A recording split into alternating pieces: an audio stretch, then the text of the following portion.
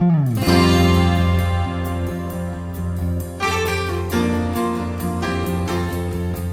to Trudge the Road. We're your hosts. I'm Rich, a recovered drug addict. I'm a sober alcoholic named Jerry. And this week we are brought to you by livefrogged.com. That's LIVEFROGGED, livefrog.com. Firmly relying on God's grace every day. Great show planned for you. We say that every week because we do. That's right. All right, going to talk about triggers. Triggers are those things that and it's a great word because it reminds you of something that fires off in your brain when you see something or you hear something that reminds you and gives you that euphoric recall of when you were out and about doing drugs. Right, and I think that that's what it really is. I don't think it's a trigger in this particular case. I believe that it is euphoric recall. You're watching, a movie and they do a big line of cocaine and then all of a sudden you kind of get that little breath, if you will. It's that euphoric recall that is going on in your brain that will cause you that distress or maybe that thought of using. And there is actually something chemically going on in your brain when you do experience that. But a trigger, euphoric recall that could lead to you possibly using again. What would be the biggest trigger for you? Do you have a trigger? Do you have something that No. every time you hear it, you go, oh.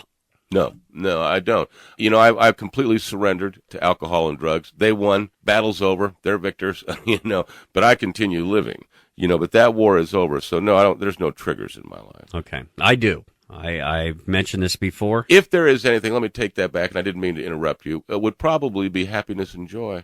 Would be the trigger that would probably send me over, Really? Absolutely. When I get stressed, when I'm in trouble, when there's things coming down, I automatically go to that program and I'm able to put the elements that I need to successfully bring this situation to resolution into practice. Now, when I'm all happy and everything is going great and everything is wonderful, I'm not using those tools, and I may want to be a little happier than I already am. So I think that if I was going to be at risk, it would be in a moment of joy. That's weird because when I was out there using, I don't mean weird in a derogatory term. I just mean it's different. Unusual? It is unusual. Okay. But when I was using, every time I would get feeling better, that's when I would use.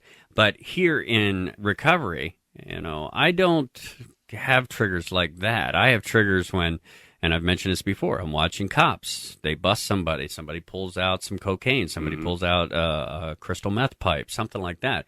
That kind of makes my mind trigger. I would imagine for pill users, people that Sure. are popping pills, the sound of pills rattling in a bottle would probably be a trigger for some people. Mm-hmm. Maybe the sound of a beer being opened might trigger some alcoholics.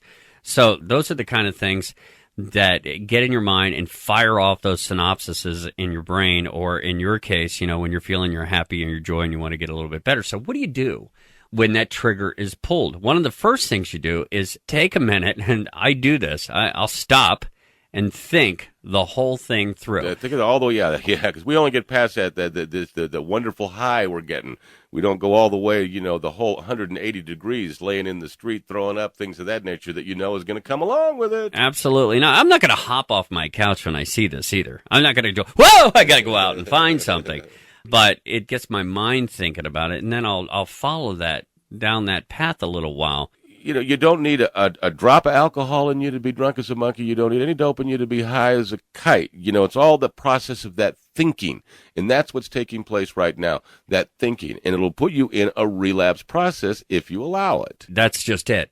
Don't entertain the thought that long. Don't dwell on that thought for too long. And another thing to think about is, and this is what I would do in the past. I don't have to go that far anymore, but in the past, what I would do is think about when I got high. Think about the high, and then think about the come down, and then focus on the consequences. Yeah, on everything that happened to me. Because I was out there, and I've mentioned this before, crystal meth. You're high, you're euphoric, you're on top of the world, you're blazing for about 3 or 4 days, and then things start coming down. And when they start coming down, things start getting bad. And pretty soon, you're not that person that started getting high 3 or 4 days ago. Now you are whatever you become. I became a raging idiot. And then you're tired, and then you can't get back. You sleep for 2 days, and then you can't get any energy for a week. I mean, it's a 2-week process. So what I would do is just follow that process all the way along. And then when I got to the end of it, I'd say, what are you, nuts? Exactly. What are you, nuts? And that's it. It's insane. The behavior is definable as insane. And one other thing is not to believe the hype. I mean, you know what? If this is so great, why did you stop? In other words, if getting high is so great and all this is so wonderful, why did you have to stop? Why did you have to go and find yourself in these meetings? Why did you find yourself in the situations you were in? Don't buy into the hype. Look at the reality. For all of us, the last couple of years before we got into a program of recovery, into treatment, into AA or NA, the party was over. There was no more fun involved. There were no more bright lights and pretty girls. It was just a matter of getting enough into me so I can continue to function, just so I can maintain some sort of normalcy. There's no more party involved. It's long gone, and those days are never, ever going to come back. And that's why, all thoughts of successfully using again have to be smashed. It's clear in the text. They have to be smashed. There is no more successful using. None. And especially if you think you're going to just go in and you're going to just do it one time. Yeah, of course, that's just a lie. I'm just going to do it one time. Right. And when was the one time you ever wanted to do one? When did you ever have one drink or one hit? There's no such thing. We suffer from the disease of more. That's all I want. More, more, more. Hungry, angry, lonely, tired. HALT, H-A-L-T, hungry, angry, lonely, tired. That seems so simplistic. Don't get hungry, angry, lonely, or tired. But they are magnificent elements in us, in our thinking process that we just don't realize. And if I can give you a perfect example. Sure. I was sober 19 years at the time when a dear friend of mine's wife, she was suffering from cancer and was getting along, and then suddenly took a real sharp turn for the worse. And this was taking place a long way from where I was. And I got the phone call basically saying, if you need to or want to see her again, it's going to have to be now. I responded immediately. This was on a Thursday, and I had to fly to Louisville, Kentucky, so I made an immediate airplane reservation the next day. And, of course, I got up. I had to take care of some things at work. I had to get to the airport. I had to fly to Louisville. I had to rent a car, going through all of this process. And, of course, at the same time, I'm sad, I know that I'm about to lose somebody I care about. I'm angry at this disease, cancer that she has. I'm in an environment now where I'm alone. I'm a bit lonely, and I haven't slept well, and I haven't eaten anything. All right. I rent the car.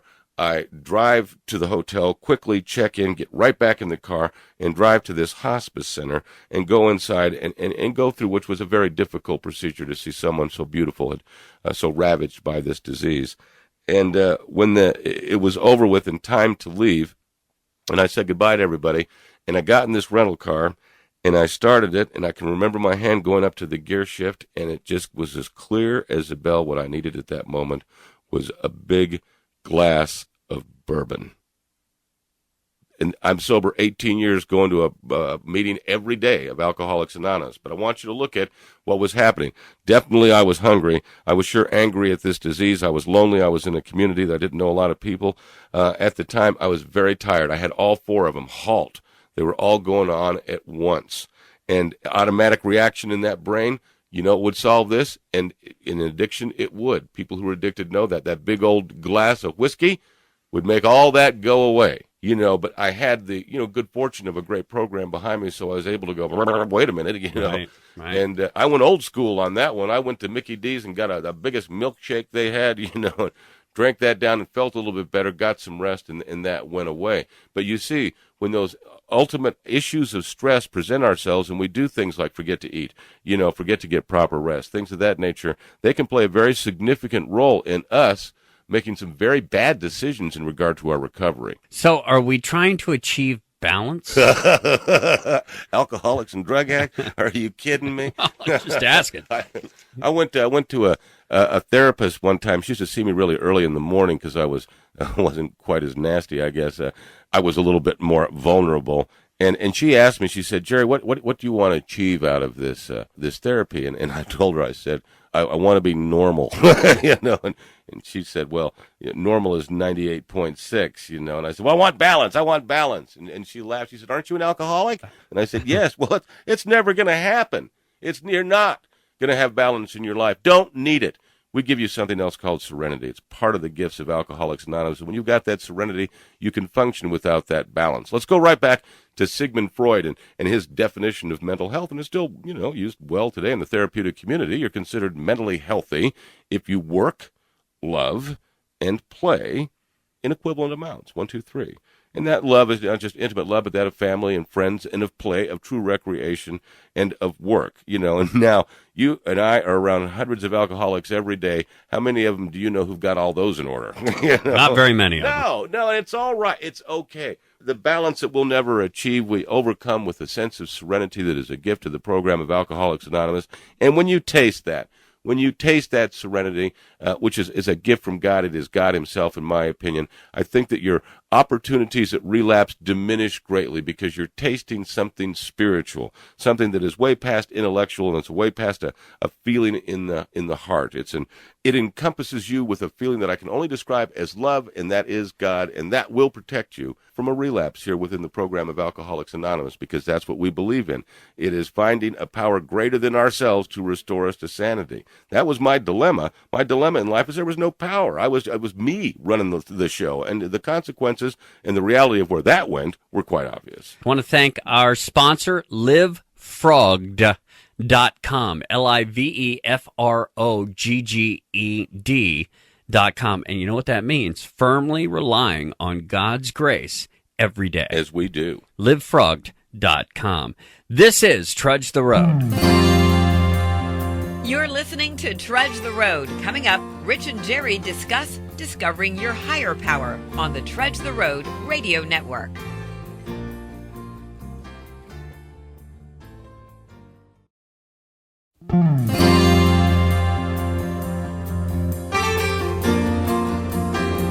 Welcome back to Trudge the Road. We're your hosts. I'm Rich, a recovered drug addict. Sober alcoholic named Jerry here. And it's brought to you by livefrogged.com. That's LIVEFROGGED.com. Firmly relying on God's grace every day.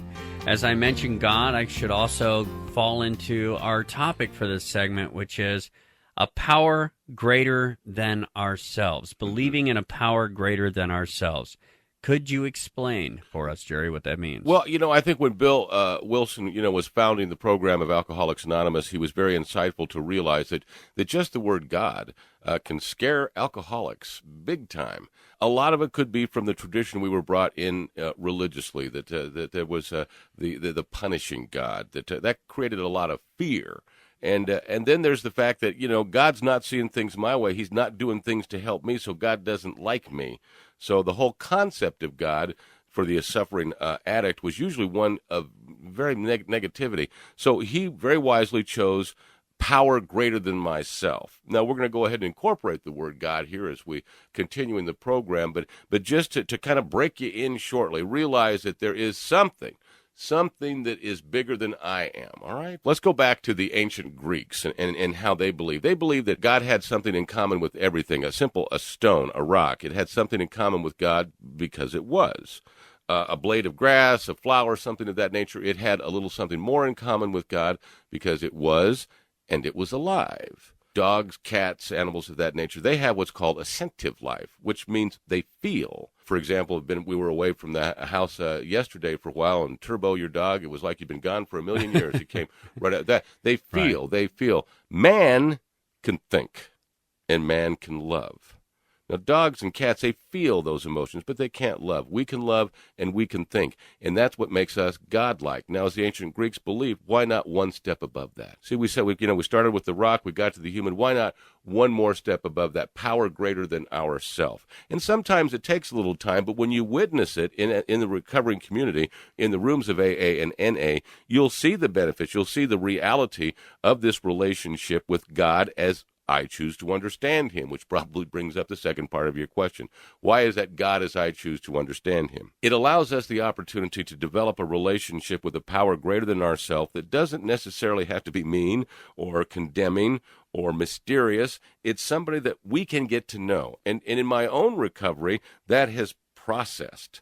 Today, I have spiritual consciousness, God consciousness. I know that God is in front of me and here with me just as consciously as I know that telephone is sitting on the desk. That is an absolute reality of my relationship with God. Now, I'm going to take you back to my early recovery. I was, one of the greatest things that happened to me, and I realized it today, was I got sober outside of my own culture, which is white Anglo-Saxon Protestant, or in my case, Catholic.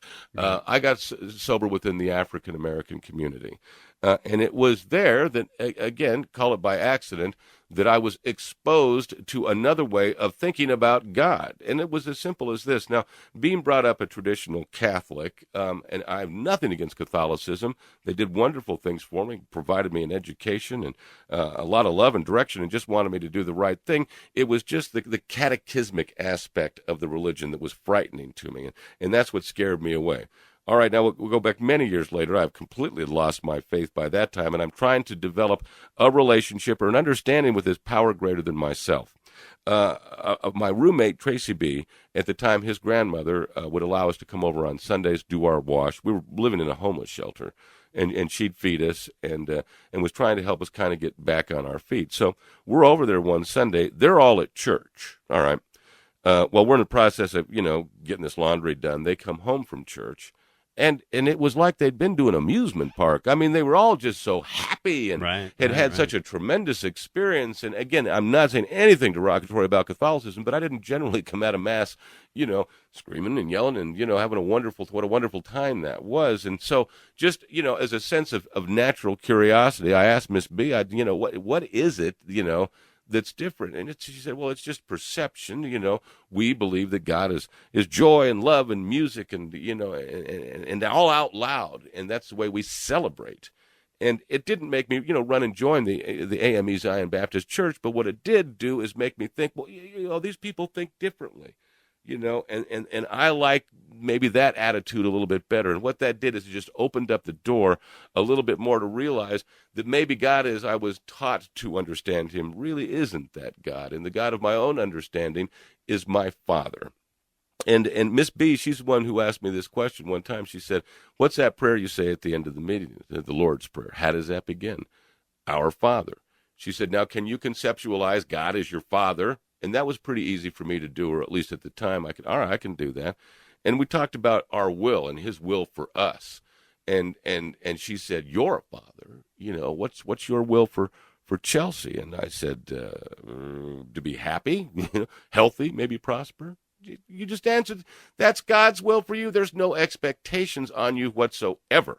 His will for you is to be happy, healthy, prosper, just like any father would for their child. And just hearing that gave me the opportunity to conceptualize a God that wasn't condemning, that wasn't mean, that was my dad, and would be there to help me along the way in any way he could, but would never enable me to do it wrong.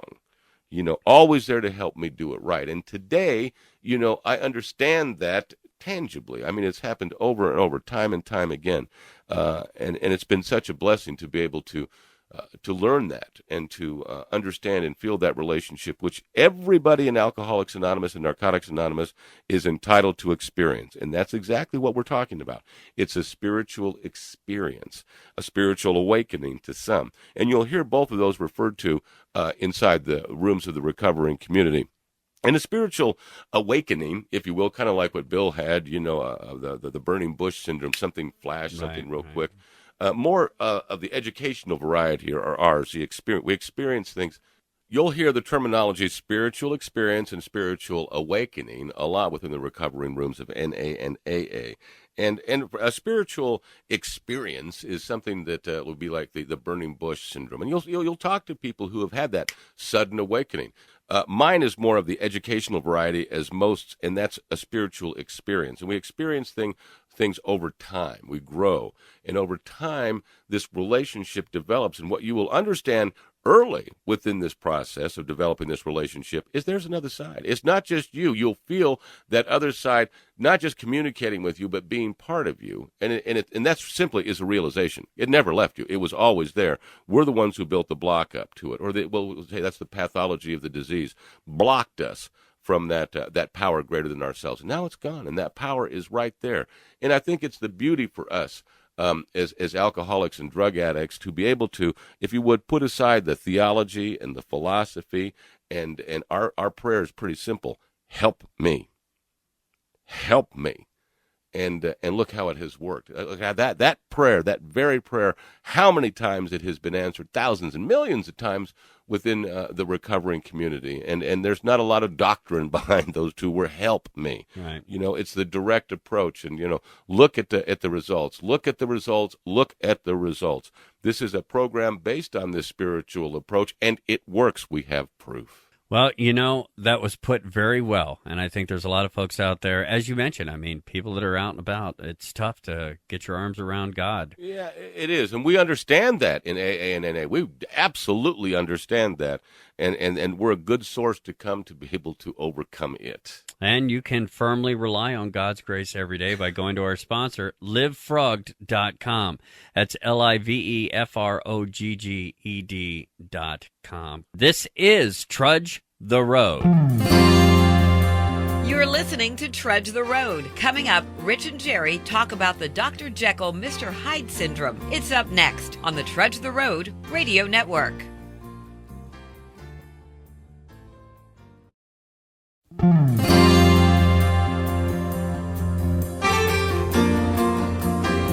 Welcome to Trudge the Road. This week brought to you by livefrogged.com. Firmly relying on God's grace every day. Check out their website. We're your host. I'm Rich, a recovered drug addict. My name is Jerry, and I'm a sober alcoholic. We want to talk about the Dr. Jekyll and Mr. Hyde syndrome. You hear about this all the time in the rooms. Sure. What is the Dr. Jekyll, Mr. Hyde syndrome? Anybody who has been affected by the disease of addiction, be they the person themselves or a family member, I think is going to understand this. And it's the book, Robert Louis Stevenson wrote the book, Dr. Jekyll and Mr. Hyde, and I believe it's an autobiography. I really believe he's writing about himself. He was just like us, an alcoholic. And what it means is that Dr. Jekyll, here I am sober, a type of person whom you know and kind of can predict their behavior, but you put alcohol or drugs in me, and I become Mr. Hyde. Here becomes this terrible personality, the Dr. Jekyll and Mr. Hyde syndrome. And it applies to all of us, and I'm sure to you, that when you put drugs and alcohol into your system, your behavior changed. It changed significantly and to a very selfish and self-centered type of behavior that is destined to get only what it wants, no matter what. And that's a very scary place. Now, in my particular case of addiction, I really don't think that the Dr. Jekyll and Mr. Hyde syndrome plays. For me, it's more like Snow White and the Seven Dwarfs. And I'll tell you, is that when I would drink or use drugs, you never knew which one of those little guys was going to show up. You were sort of like Sybil. Yeah, absolutely. You had multiple personalities. Well, the thing is it wasn't as far as multiple personalities. It was the way that I was acting, and I might be happy, or I might be goofy. But you better watch out if I was grumpy. You never knew which personality was going to show up. I never knew which personality was going to show up. You could kind of make an ascertainment based on how much I was drinking, because happy and goofy may be there for a little while. Sneezy may show up, which of course means cocaine. And then, here comes grumpy and here comes trouble, because when grumpy was there, bad things were going to happen.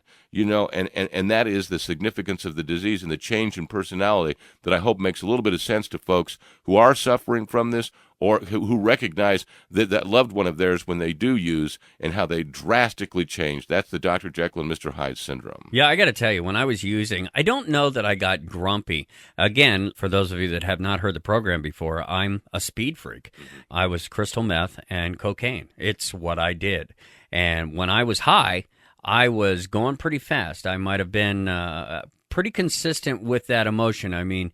The emotion of I was up, I was trying to engage, I was tucky, I was all of those things until I started coming down. There comes problem. When I started running out of dope, and we have talked about that syndrome before, the anxiety portion of your high is when you're starting to run out of dope. And I would become downright unbearable and miserable. Just a person you would not want to look at, be around, deal with in any sense of the imagination. But as soon as I scored, as soon as I got, or I shouldn't even say that. Even before you used it. Yes. Yeah, right. If I called the dealer and he said, come on over, I've got it, instantly I would change. I was A horrible guy. You know, it's funny because it reminds me of a story that you told me one time ago about how you were going somewhere. Vegas, yeah. And you found some coke in your pocket. It was here. I'll share real quick. Okay. I was working in sports at the time in the Western Athletic Conference, and years and years and years ago. And we had to go to UNLV for a game. And I remember the girl I was dating at the time, and I decided we were going to get a little cocaine, and we went by the cocaine dealer's house. And we said, well, we'll just do a little. That was about 8 o'clock in the evening. I got a plane that leaves at 7 o'clock in the morning. We're still sitting there at 5 in the morning doing all this cocaine, and now it is gone. And I got to go. And I'm okay for a moment because I got a lot of cocaine and alcohol in me. But I get on that plane and we start, get about halfway to Vegas, and I'm coming down. And when I come down, I am miserable. I am anxious. I am mean. I have no patience. It's awful. It is awful. And we got to the stadium, and these were guys I would see every week, other broadcasters. And I'm a pretty nice fella, easy to get along with, kind of funny. And whoa, don't get near me now. Don't get. I was so angry. And coming off this and just wanted more. I wanted more cocaine. I needed some more alcohol. Somehow I'm going to have to get it. And that night, while we were in this process, the person who I was buying drugs from realized there's going to be a problem for me the next day. And what she did is she put a gram of cocaine in the pocket of my coat. And this is in the late 70s. Airport security wasn't what it was today. And I was smoking, and I reached in there to find a match or a lighter in my pocket, and my hand touched that cocaine.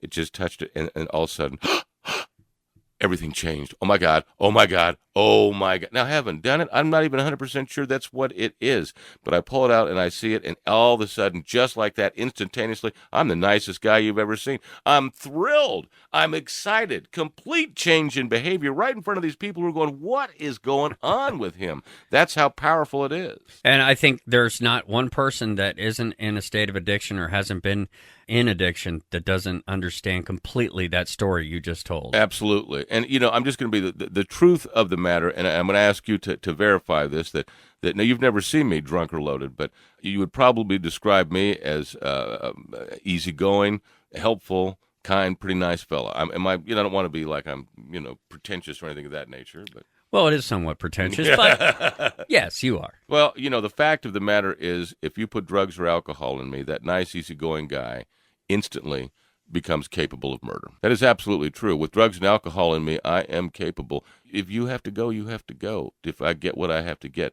That's how serious it is. And I'm not, that sounds like I'm trying to frighten you or to exaggerate a behavior, but I am not. That is exactly what happens, and that's how serious it is. It's addiction survivalist mode. Mm-hmm. And when we are running out of whatever we're desiring, we fall into this sort of survival mode, and anyone in our way becomes an obstacle that we're just going to blow right by. Exactly, as Dr. Troncalli describes the lizard brain, and we're down to those three basic emotions now. Three basic emotions: elation, anxiety, and despair. And it's simply this: we got the dope. That feeling, I touched the dope. Elation. I'm starting to run out. Here comes anxiety. It's gone. Despair. The only thing that cures despair is that elation, and that's the cycle that we get into. 1, 2, 3, and that's how we exist. Well, this is a great discussion for family members right now that might be living with someone who has an addictive personality or someone that's currently going through addiction, and you're trying to understand why this person goes through this Dr. Jekyll, Mr. Hyde sort of personality. It's not you. I know a lot of people think, well, it's got to be me. He's acting this way. It's my fault. It's not your fault. No, it's the pathology of the disease of addiction. We'd like to thank our sponsor here today, which is livefrogged.com, LIVEFROGGED. You're looking at my shirt because I'm wearing it. You got one. It's pretty cool. I'd like to get one myself. Yeah, it says live. Well, you can. You just got to go to their website, livefrog.com. What great people. Brian and family, thank you. God bless you so very much. Yeah, a beautiful family and a great message as well. We are Rich and Jerry, and this is Trudge the Road. You're listening to Trudge the Road. Coming up, Jerry has a very powerful interview with John, a sober alcoholic. It's next on the Trudge the Road Radio Network.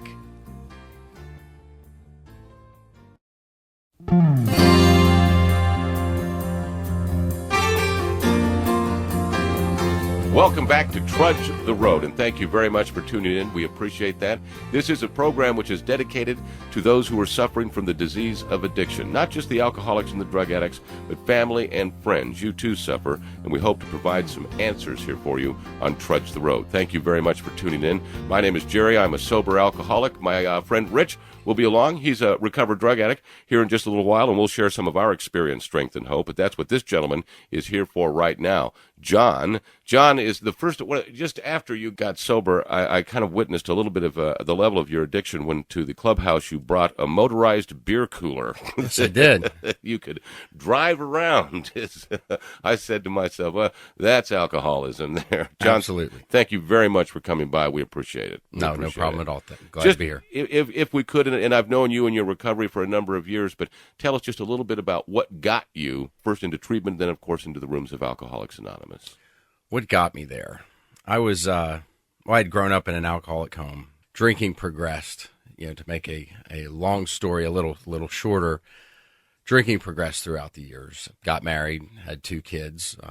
Each one of those years, as the years went by, it just progressively got worse. At the same time, basically, though, you're experiencing the American dream. You do have 2 beautiful children, beautiful wife, beautiful home, all of the things that we hope to get in life. But yet this disease or this drinking has kind of overwhelmed you at this point, or starting to. From the outside looking in, it looked like a super happy life. 2 kids, married, house, the 2 cars, the American dream, like you said. Right.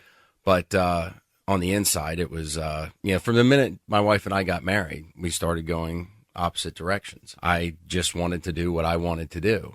And it progressed to the point where, I'm in sales and I can be on the road and I would purposely go on trips just strictly to drink. Mm-hmm. I wasn't going to find another woman. I was going to find just more alcohol where I could drink, in peace without having to make up any lies or anything like that. But it got to the point where, I didn't have to be in an office every day.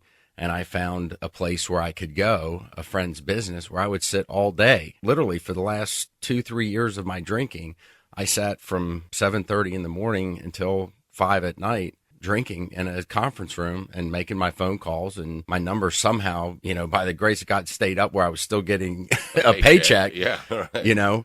But and then I would come home and I would drink to excess at home. But that's what she saw. Just the home drinking. Right. When in reality, you're pretty much drinking around the clock. Absolutely. If my eyes were, when I finally did get into treatment, they asked me what my biggest trigger was. And I said, waking up. And that was about did it for me.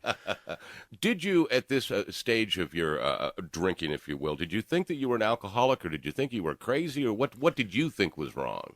I thought I was crazy. And I did think that, every night I would swear to myself. Never again. That tomorrow was going to be different. If I don't want to interrupt you, but the truth of the matter is that's all of us. And I believe you could have put us on the best lie detector machine the FBI has, and it would have come out the truth, because I was telling the truth. I'm not going to do this again. But by the next morning, by 7:30, 8 o'clock in the morning, I was knee deep in it already. I was right back to that same pattern I lived day after day. What was it providing for you? Were you having a good time? Was it a lot of laughs? Was it what was it like? It started that way years earlier, but it got to a point. It was the classic thing where I just wanted to be by myself. And during that time, even those last few years, I would take time out from that friend's business to go to have lunch at a bar, and then I would drink there, and then maybe I would go after what I called work. I would go to the bar and have a couple, but I was always home early, and I thought that somehow was normal. Mm-hmm. And I don't know how, looking back on it, I don't see how I thought that, but it just got to a point where it was all I was concerned about, and I couldn't stop it. Like I said, every night I swore I wasn't going to do it again, and the next day I literally had no choice but and that's true. There is no choice in the matter. Now, as the disease progressed, getting towards the end here, what about the family? Was there a breakdown in your family? Absolutely. As I had said, from the moment we got married, we started going different directions, and as we had the kids, she often referred to it as she had 3, the 2 and me as the third one.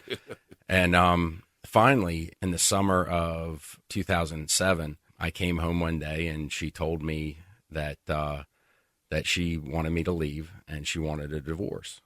And me being the strong-willed always right alcoholic. I told her, well, this is my house. If somebody's going to leave, you're going to leave. I figured I was calling her bluff. Right. Well, she left. Ooh. She took the kids and she left. And I would tell anyone who listened how horrible she was for tearing our family apart. Did you believe that at the time? Did you believe that? I absolutely did. Yes. To my core, I believe that. That's alcoholism. And at the same time, there was part of me that was doing backflips because, two things. I could make people feel sorry for me, and I could also drink without the hassle. Now I didn't have to go out during the day. I could just stay there, stay at the house. But I would tell anybody who would listen. I mean, it was just, I always go back to the Simpsons where Marge says, Homer has the worst luck when he drinks. And that's what I thought I had. I thought I was just on a bad luck streak. And it was just the next thing in line. My wife then would always tell me that I would come home from work, and she didn't know what I was doing, but I would have all these problems that were mostly of my own making. Sure. But I would come home every day and I would say, God, it was the worst day ever. Every day was the worst day ever. And it was. Mm-hmm. It absolutely was the worst day ever. So when she left, there were mixed things. I never thought of myself as a person who was going to get divorced, but here I was about to go through that. But at the same time, I kind of enjoyed people feeling sorry for me. I enjoyed feeling sorry for myself. That was one of my great go-to places. But it was 3 days later that I was served with divorce papers. That was a bit of a slap of reality, I'm sure. Absolutely. I didn't think, even when she left, I didn't think it was going to be a permanent thing. It's that denial that we have. That Absolutely. denial that things are, they're going to go someone else's way. And this is frightening. Now, fortunately for you and for many of us, there was an intervention. Somebody else in the family realized that the issue was alcohol, that you weren't crazy, and that something had to be done, and an intervention took place. Take us to that day. Maybe go a few weeks back or a few months back of that. In December of that year, after she had left, we were in the middle of a divorce, and I had started to not feel well, was getting sick, and I knew something was horribly wrong. I was drinking around the clock. I was not eating, and I finally made a doctor's appointment on a Tuesday or on a Thursday for the following Tuesday. I had my mother come over and pick me up on that Tuesday to take me to the doctor. I was really barely able to walk at that point. I was so weak. I hadn't eaten more than a half a sandwich every other day for the last, several weeks. Right. We get to the doctor's office, and I'll never forget the look of fear on the nurse's face, which scared me a little bit. And I had actually packed a bag with me because I knew that something was wrong. And I told my mother I had the flu. Well, okay, of course, yeah. And I went in. The doctor took one look at me. He ordered blood work. He said, go downstairs, get that done, go home. He said, I'll call you when I get the results. So I did that, and as I was walking in the door at my house, the phone was ringing. I answered the phone. It was the doctor himself telling me, you need to get to the hospital immediately. And he said, you're already admitted. We'll just meet me there. I got there. They ran some tests. And when I got there, I was thinking I was going to go in for a day or two and be out. And I didn't know, that day I walked in that I wouldn't leave there for 5 weeks.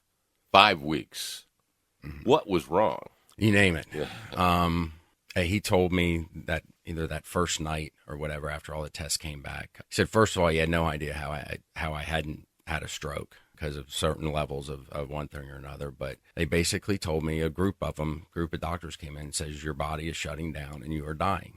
And due to the alcohol, I had pancreatitis, I had alcoholic hepatitis, my liver was failing. And during that last year, I had really ballooned up in weight. And it was all that fluid from my liver not processing the alcohol. And I went into the hospital at, I weighed 240 pounds when they weighed me when I went in. That's amazing. And I, take your time. No, so during that stay, they wanted to do each day from when I got there, those first 2 weeks, every day, all my blood work was getting worse and worse and worse. My doctor to this day, he points out a couple days where was not sure, if I was going to make it through the day. I was close to being on a ventilator a couple times, but I was in and out of being coherent. One of the things that was interesting, being the stubborn alcoholic that I was, and I was still angry about my wife leaving, she would come to try and see me. And I, of course, would not allow her into the room to see me because I told her if she cared, she would have never left in the first place. And I also laid a little guilt there. Sure. And I also made sure that I took her off my life insurance policy, seeing that I might die. Made sure that I took her off as a beneficiary, and I left it straight to the kids through my sister. So I made sure that happened, and also had my mother, my father be the make the medical decisions for me if I was incapable of doing so. So she could not pull the plug on me to get to that point. But over those first 2 weeks, it was getting worse. They wanted to do an exploratory surgery, but could not because the surgeons wouldn't do it. They weren't sure I would make it through. Mm-hmm. They finally, one Sunday morning, my intestines it's called ileus, where they just collapse on each other and they just stop working. And that's really the beginning of the end. Right. And they had to go in just to see if there was something that they could do. So they rushed me into surgery. It turned out I had a blocked intestine. While they were in there, they saw all the kidneys were bad, the kidneys, the liver, just pancreas, everything. They fixed the blockage. My gallbladder had also fallen apart, which was causing a lot of some of the illness. They cleaned up the best they could. They sewed me back up. I'm cut from just below my sternum down to below my belly button. Sewed me back up and said, we did what we could. We'll see what happens. And I also, they put a tube in my side that for the next 2.5, 3 weeks drained fluid out of me constantly. And it went into this, small little bucket, and they, emptied it out every few hours. So over the next, a couple days after the surgery, finally the blood work started going a different in a better positive way. And, I was finally able to get out of the hospital, after 5 weeks. And when I left there, I told you I went in at 240 pounds. I left at 171 pounds. Oh my God. In 5 weeks. In 5 weeks. So I'm sure that you're through with drinking now, huh? Mm-hmm. I was obsessed the entire time I was in there about how I was going to get drinking back into my life where my family would be okay with it. Incredible. And that's what I was obsessed with. I met with a drug and alcohol counselor the day I got out. They made me go see him. Mm-hmm. And here I am. I can only walk with a walker. I'm not going to go back to work for several weeks at least. And that counselor told me he had an AA meeting schedule. And he said, you need to go to this one, this one, this one, this one, and this one. And I looked at him and told him I was too busy. So I went home, and I never went to an AA meeting. And I lasted 2 weeks without a drink. And then the one day I loaded my walker up into my car, and I drove to the beer distributor. And I was a beer drinker pretty much strictly. And I loaded up the walker, got the beer, got home, and I drank 7 that first night. And you would have thought I just won a presidential election. I was congratulating myself so much that I kept it at 7. At 7. Yeah, that was minimal. Right. And I was so happy I could now control it. I remember thinking, wow, look at me, I'm controlling it. Believe in this. Well, the next day I drank 30, and the next, and the next. And then thankfully that only went on for 2 weeks, and that's when my life changed. And how did it change? I was in my office. It was March 31st of 2008. I was in my office at my house upstairs, and I heard 2 car doors in my driveway. The sound of those doors. You knew the jig was up. I knew it was up. And I knew somebody had seen me where I shouldn't have been. And I knew they were coming to confront me about it. And I had a rush of fear, but it was at that moment, literally, I didn't have to see who it was. I didn't have to, it could have been, the UPS guy. But I heard those doors, and at that moment, that switch flipped for me, and I could see what I could not see 10 seconds earlier. I could see myself as where I thought literally 10 seconds prior to that, I was giving, caring, compassionate, hardworking, good provider, a good husband, a good father. I saw myself for who and what I really was at that moment. The lies became a reality. Yeah. I saw myself as selfish, self-centered, a terrible husband, a terrible father, not a hard worker, not being productive for my company, and all the things that I would have fought to the death. Whenever a shortcoming of mine was pointed out by my wife, I would give her a laundry list of things that shows that I'm not that way. Mm-hmm. But I saw myself for who and what I really was. But it was my father. Those car doors were my father and my very good friend. And they were coming to confront me, and they couldn't even get the question out of their mouth. I said, I'll go. They asked me to go to treatment, and I said, I'll go. I didn't think it was possible to go 10 minutes without a drink, let alone a day. Mm-hmm. And thankfully, I went to, they got me on the phone with Father Martin Zashley in Havre de Grace, Maryland, and we got set up, and they had made the calls earlier, and so I went down that afternoon. And such a wonderful treatment center. It was great. What did he used to say? Father Martin was ill when I was there, so I did not get to see him. But he used to greet people at the door, saying, "Your nightmare is over." Yeah, your nightmare is over. It's so true, and it certainly was. And the first 2 nights I was there, I was scared to death. Like I said, I couldn't imagine 10 minutes without a drink, let alone a day. And two gentlemen, and you asked me earlier if I thought I was crazy, and that's really what I thought. Mm-hmm. I thought whatever I was, there's no way anybody is thinking what I'm thinking. I mean, it's just, I've really lost touch with all reality. Right. And I heard two gentlemen the first 2 nights, they would have speakers come in, and I can't tell you what they look like or what they said, but I know that they said things that were exactly what I was feeling. Right. And I saw these guys. One guy might have had 5 years. The other guy had, 15. And I saw that they were happy. And I saw that they were sober. And I saw how they talked about their life now. And I thought, oh my God, it actually may be possible. And it gave me the first bit of hope that, this is something I can do and that I want to do. And I also made the realization that if a day into it, my counselor talked to me and told me he had spoken to my wife, and he said she wanted you to know that she's happy. We're right in the middle of the divorce. The house is for sale. And right. She told him she's happy that I'm there, but she wants you.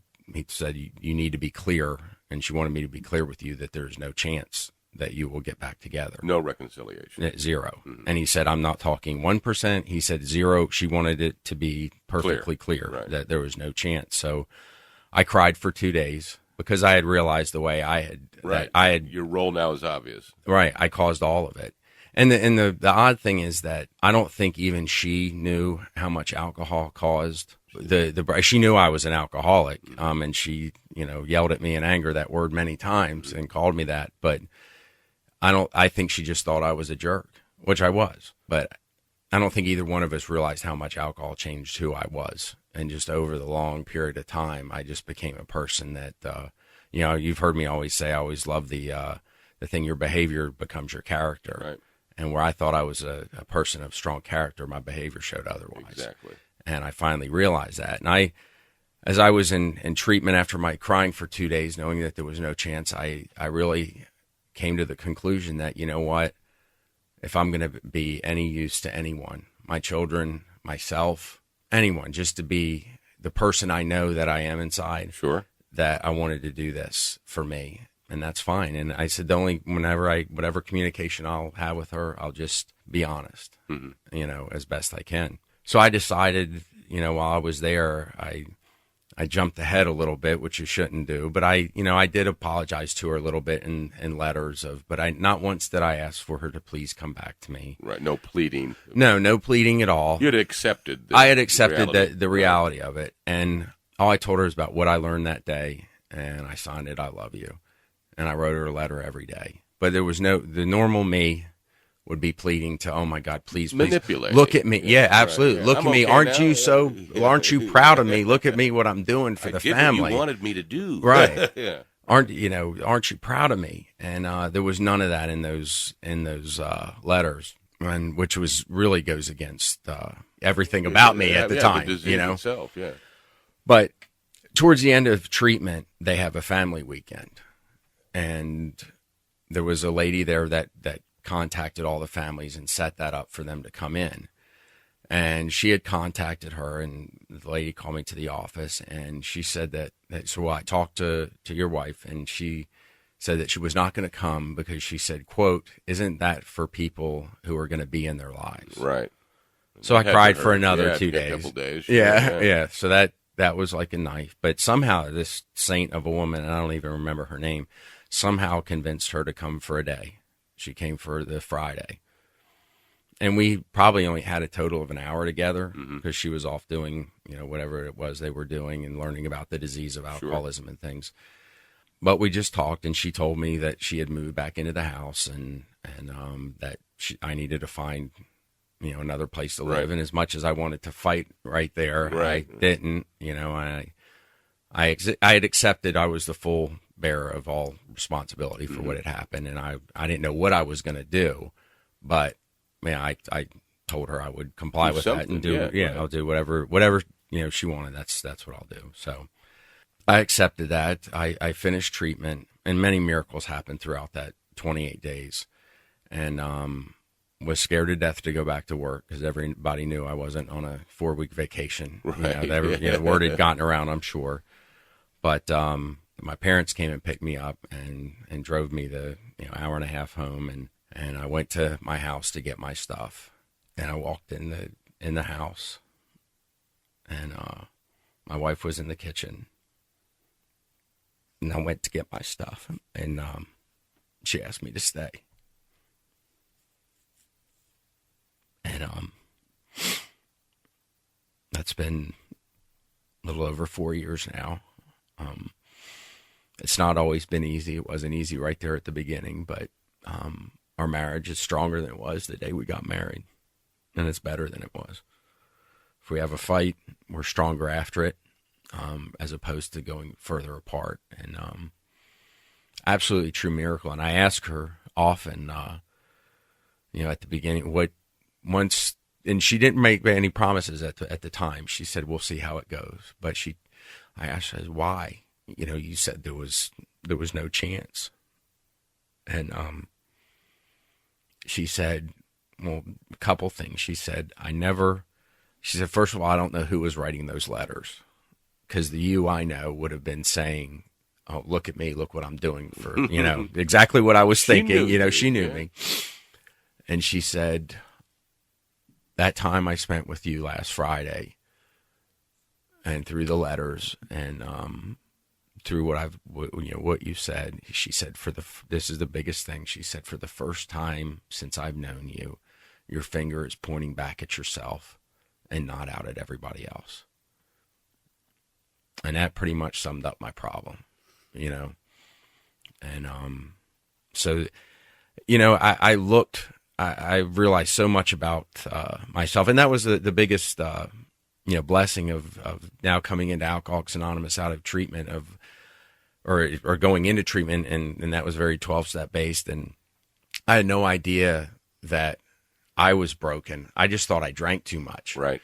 And now I come to find out it was all this other stuff that was, and I don't know, it's a chicken or an egg thing, but it all goes together, and I was so happy to find out that it was not only about not drinking, but it was about living a better life. How to live a better life. How to better live. Yeah, because I needed instructions, because I certainly couldn't do it. Let me ask, where is John M. today? And we're talking about your family, your career, what's going on in your life socially. Where are you today in comparison to the John we just met? From the outside, people who know me, it's very different. Well, you're an athlete now. For the person I am. But, I often think about this. I still have the same job. I'm performing much better, though. Mm-hmm. Still have the same wife, by the grace of God. My kids are wonderful. I coach my son's baseball team, as I did when I was drinking, but I was drunk every practice. And now game. You win, huh? Yeah, now we actually win. I never realized that. The teams weren't very good back then, but now they are. But, I always often think nothing's really changed. Same family, same job, same house. Yet, today's not the worst day ever. And I've never said that phrase again. I still have problems at work. There's still family problems. There's still all those things that, what's gone are the problems that I created. That's right. They didn't change. You changed. Right. You changed. And it's just a beautiful thing to witness. It is a wonderful thing. Let me ask you this question, and tell me the truth. Do you credit the program of Alcoholics Anonymous and the 12 steps as being the solution that brought you here today? Absolutely. It's the someone always says, it's by the grace of God and the fellowship of Alcoholics Anonymous that I'm sitting here sober today. Say it for us one more time. What would Father Martin say when you walked in? Your nightmare is over. Your nightmare is over. Ladies and gentlemen, that's John M., and you are listening to Trudge the Road. You've been listening to Trudge the Road. If you have a question and would like to contact Rich, Jerry, or Dr. Joe, you can find their email addresses on our website, recoveryforlifechannel.com. That's recoveryforlifechannel.com. Thanks for listening, and join us next week for Trudge the Road on this great radio station, which is a part of the Trudge the Road Radio Network.